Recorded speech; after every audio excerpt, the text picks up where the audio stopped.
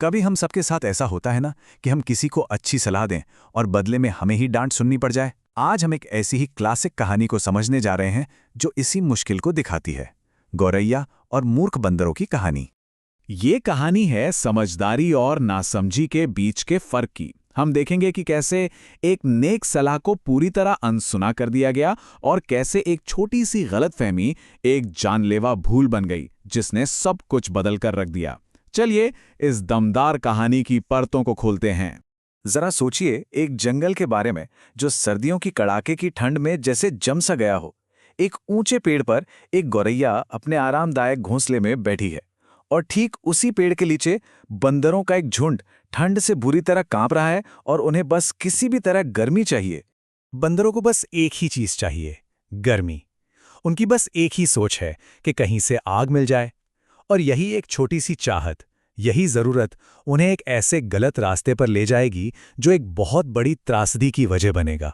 तो अपनी इसी बेचैनी में बंदर हल ढूंढने के लिए निकलते हैं, लेकिन उनकी सोच पर जैसे पर्दा पड़ा हुआ था जो एक जानलेवा गलतफहमी को जन्म देगा। एक ऐसी भूल जो उन्हें एक बहुत ही खतरनाक और विनाशकारी रास्ते पर ले जाएगी। तो उनका प्लान क्या था? देखिए, सूखी पत्तियां जमा करना ये तो ठीक था, लेकिन असली और सबसे बड़ी गड़बड़ हुई अगले ही कदम पर। उन्हें हवा में एक जुगनू नजर आता है और वो उसे गलती से आग की चिंगारी समझ बैठते हैं। उन्हें पक्का यकीन हो जाता है कि बस यही उनकी आग जलाएगा। और बस यही वो पल था। एक बंदर की गलतफहमी देखते ही देखते पूरे झुंड का सच बन गई। सब के सब अपनी नासमझी में एक होकर उस जुगनू के पीछे भाग पड़े, इस विश्वास के साथ कि उनकी मुश्किल अब हल होने ही वाली है। और ऊपर अपने घोंसले में बैठी गौरैया ये सब कुछ देख रही थी। वो बंदरों की इस बेवकूफ़ी भरी कोशिश को देख रही थी और समझ गई थी कि वो कितनी बड़ी गलती कर रहे हैं। उसे लगा कि उसे उन्हें टोकना चाहिए और सही रास्ता दिखाना चाहिए। तो गौरैया ने बहुत ही सीधी साधी सच्ची बात कही।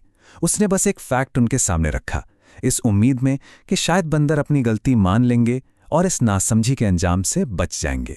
लेकिन सलाह मानना तो दूर की बात, बंदरों को गुस्सा आ गया। उनका ईगो हर्ट हो गया और उन्होंने उस आवाज को ही चुप करा दिया जो उन्हें सच बता रही थी और उस सच्चाई को मानने से साफ इनकार कर दिया। और यहीं पर समझदारी और बेवकूफ़ी का फर्क एकदम साफ हो जाता है। एक तरफ है गौरैया जो एक प्रैक्टिकल असली तरीका बता रही है, आग जलाने के लिए पत्थरों या लकड़ियों को रगड़ो, और दूसरी तरफ है बंदर जो अपनी ही जिद पर अड़े हैं और कुछ ऐसा करने की कोशिश कर रहे हैं जो हो ही नहीं सकता। और जब कोशिशें बार बार फेल होती हैं और सलाह को भी ठुकरा दिया जाता है तो पीछे क्या बचता है? सिर्फ गुस्सा। अब ये कहानी एक बहुत ही दुखद मोड़ लेने वाली है। एक के बाद एक कोशिश, सब नाकाम। आग जलने का नाम ही नहीं ले रही थी और बंदरों की जो हताशा थी ना, वो अब गुस्से में बदल रही थी। अपने खुद की नाकामी को मानने की जगह वो अब अपना गुस्सा निकालने के लिए एक बलि का बकरा ढूंढ रहे थे। अपनी गलती का सामना करने के बजाय बंदरों ने अपना सारा गुस्सा उस एक पर निकाल दिया जिसने उनकी मदद करने की कोशिश की थी।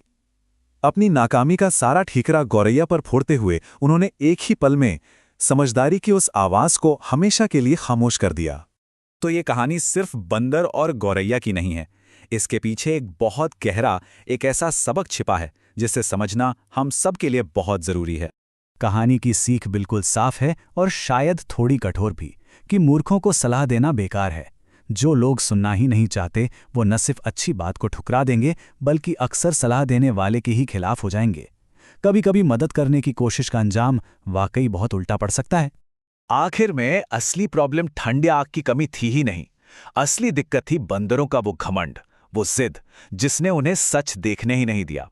बात को सुनने से इनकार करना और गलत होते हुए भी खुद को सही मानने की जिद, यही उनके विनाश का कारण बना। और ये एक ऐसा सबक है जो आज के दौर में भी उतना ही सच है।